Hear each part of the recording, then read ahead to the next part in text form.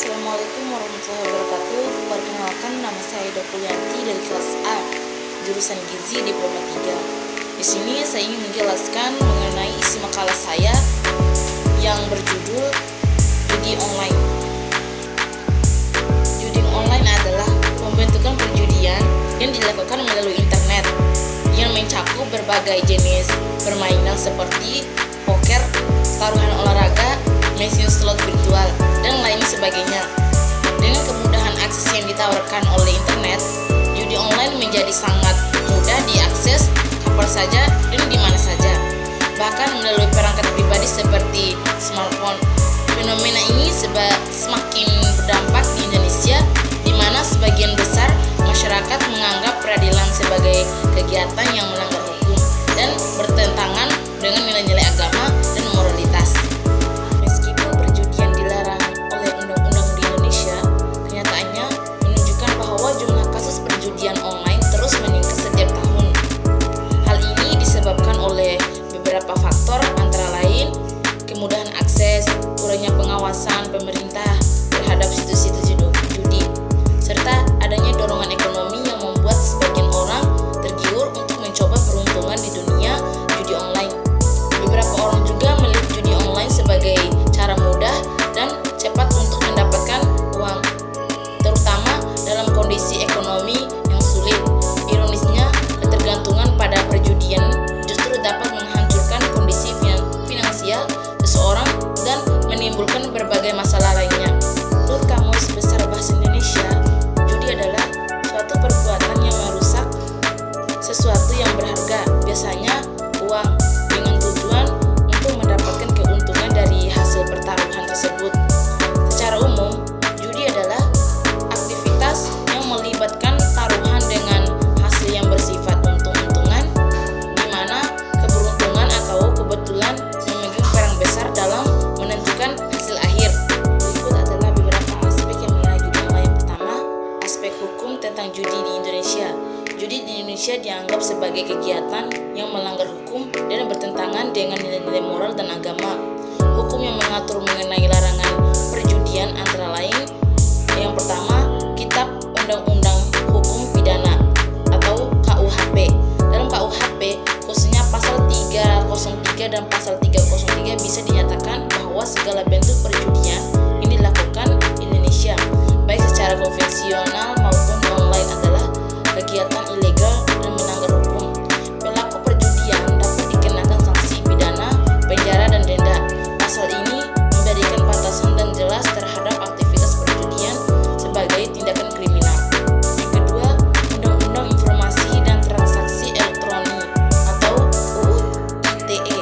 Dalam Undang-Undang Nomor 11 Tahun 2008 tentang Informasi dan Transaksi Elektronik, diatur juga larangan penggunaan media elektronik untuk aktivitas ilegal, termasuk perjudian. Pasal 27 ayat 2 mengatur bahwa setiap orang yang dengan sengaja mendistribusikan, mentransmisikan, atau membuat dapat diakses informasi atau dokumen elektronik yang memiliki muatan perjudian dapat dikenakan sanksi. Dengan demikian, UU ITE memperluas cakupan larangan perjudian hingga ke tanah digital atau online. Kedua, peran pemerintah dan masyarakat dalam penanggulangan judi online. Penanggulangan judi online memerlukan peran aktif dari pemerintah, aparat penegak hukum, dan masyarakat luas. Teori kolaborasi menjelaskan bahwa kerjasama antara pemerintah dan masyarakat dapat memperkuat penanggulangan aktivitas yang merugikan.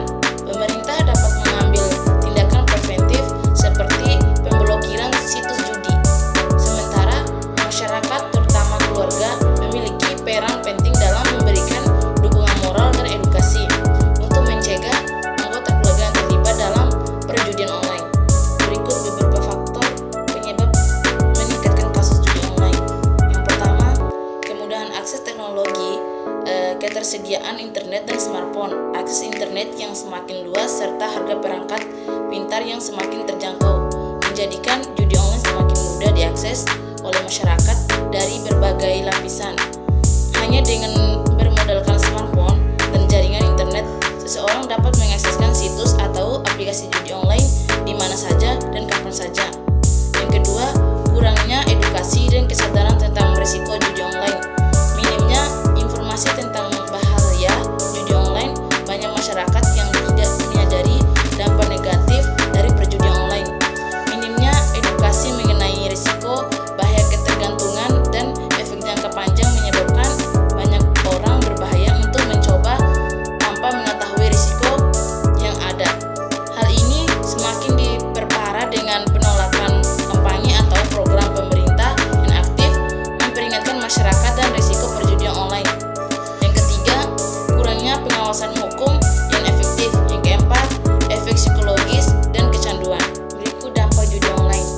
Dampak judi online: kehilangan sumber daya finansial akibat perjudian, baik individu maupun ekonomi makro. Dampak psikologis: kecanduan judi, depresi, dan peningkatan stres. Dampak sosial: masalah dalam hubungan keluarga, peningkatan angka kriminalitas, dan masalah sosial lainnya.